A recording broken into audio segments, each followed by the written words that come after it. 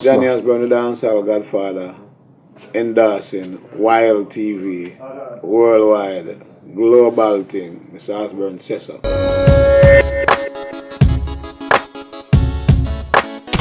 Yes, Johnny Osbourne, you're a living legend in reggae dancehall and especially from the sound system era. How did you get started and when was that?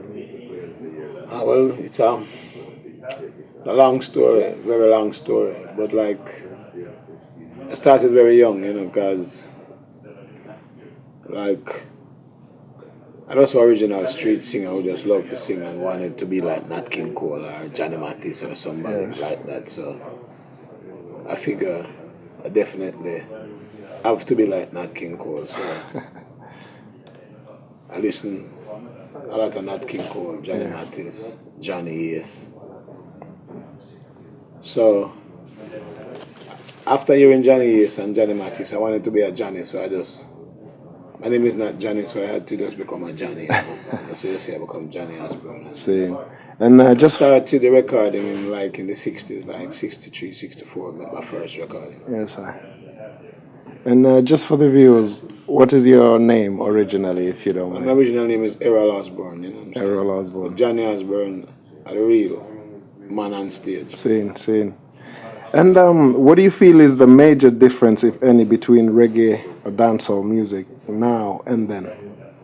Well, like, clear the difference, because, like, the new generation have something different that they want to portray and they want to put in the music, which in the old school was doing it out of a lot of love, True. And less business. True. So we never know the business enough, but we had the love.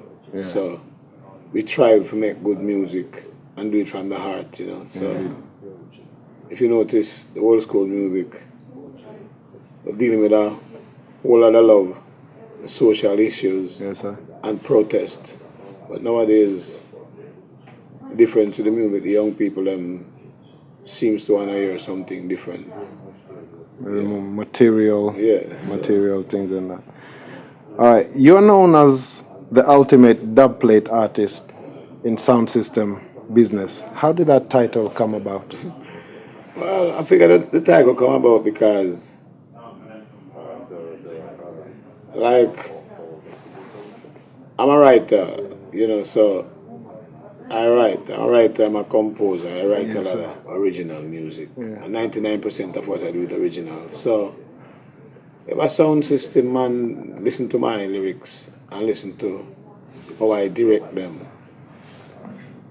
I started making some special dub plate for sound system from I migrated to Canada from 1969, come back 1979 and Jamaica for the first time, and then started making a few special dub plates for some sounds. So I designed them. So because of the way I designed them, to do what the sound man wanted to do, then it becomes lethal, So that's why I become the ultimate dub plate, dub master. So I am the dub doctor,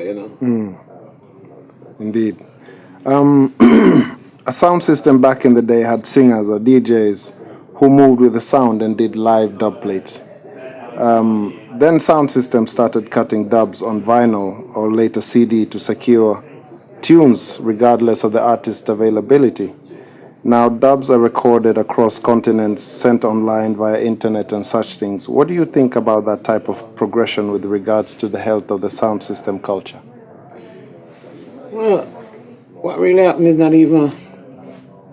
Well, I'm not saying there's nothing wrong with it because that's where the technology reaches and that's how they're rolling now. True. And it's an easier way to get it moving internationally. So instead of a man have to buy a plane ticket to come to Jamaica or wherever an artist is to find him to make a dub, he could make some connection and have it done and reach him via internet. True. Instantly. Yes, sir. Our next question is, Jamaica is the birthplace of reggae, as we all know. But France seems to be the business capital of reggae these days. Do you see that as good or bad? Especially being a foundation artist. Well, guess what? If France becomes the business capital of reggae, it's not because France wanted it to become the business capital. Maybe it's because of how the people in France love reggae, or the way how the people in France respect reggae and deal with reggae. See. It automatically becomes that. So, my very first time coming to France was 2012, and I got a warm reception, and I was treated like a king. So Indeed. When I realized the first time I go to Garance Festival and realized all the people really wanted to see me, and the way they accept me, I realized that these people really love reggae. So I figure it's a good thing for reggae because, like France, keep the reggae alive. Plus, when I come to France for the first time, I realized that the French people know so much different genre of music. Like them love reggae, them love jazz, them love funk, them love a lot of different type of music. And when I do my research and read, I realize a lot of jazz artists in the earlier days, American jazz artists, had to come to France to make it even before they make it in America. So I realized that the French people is really I've always been a music capital. Seen. Are there any projects or artists that you would like to work with or are working with at the moment? No, right now, a few artists are like, as a singer, like, me and Jackie talk about a collab. Me and Bitty McLean did a collab. Maybe we're going to do another one. Me and Beanie Man talk. Me and Bunty Killer supposed to do something because these are my original artists. Right? Yeah, me and them are come from a long way. See. You understand? And some. It's just a matter of timing of when I have the time and they have the time for us to connect. True. You have seen reggae, dancehall music in all its stages. Is there anything you would like the young people to know about this music? Well, primarily what I want young people to know about this music is that it's not dying and it's not dead. It's not going anywhere. No. It's here to stay. So if young people is getting into music, they just have to learn the fundamental and the business part of the music because, the business of music business is not an easy business. And if you make good music, it's going to live on and it's going to carry your name along the road of time. Indeed. And for the final question, what advice do you have for upcoming singers or DJs?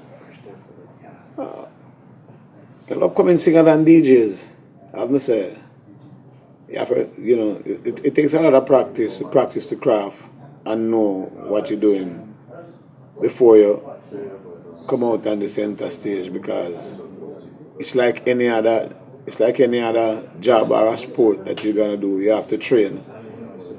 That's when the time ready for you ready to deal with it. You're supposed to be ready. Yeah. Otherwise, if you don't check this and practice like a machine, if it's not using, then it need oiling. It need so you have to always keep on reinventing yourself. Keep on, I'm from the old school, but I'm not leaving the new school either. Nah, definitely not. I'm from all the schools. I just take the two schools and make them old school, new school. One put school. them together and make it the one big school, and that's on the road. Give thanks, All right. So once again from YLTV, it's been an honor, it's been a pleasure. We're looking forward to the show tonight.